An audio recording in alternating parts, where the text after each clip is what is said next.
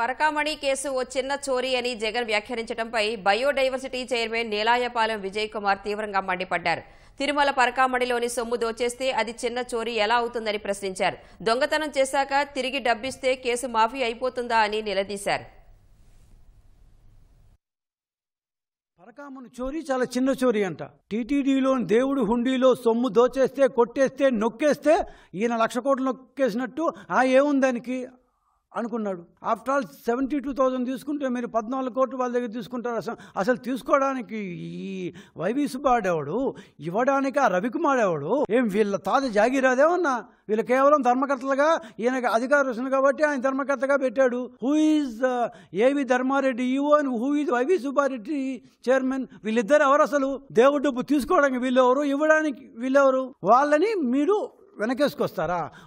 ఆ దొంగను సమర్థిస్తారా? అంటే ఎవడు దొంగతనం చేసినా దానికి ఎక్స్ట్రాగా కొంత డబ్బిచ్చేస్తే మాఫీ చేసుకోవచ్చా? అంటే ఇప్పుడు మీ మీద సిబిఐ 43,000 crores కేసు పెట్టింది. 43,000 crores బదులు ఇప్పుడు మీరు ఒక 70,000 కోట్లు ఇచ్చేసారనుకోండి, మీ మీద కేసులన్నీ మాఫీ చేయొచ్చా? అట్లేమని చెప్పేది మీరు.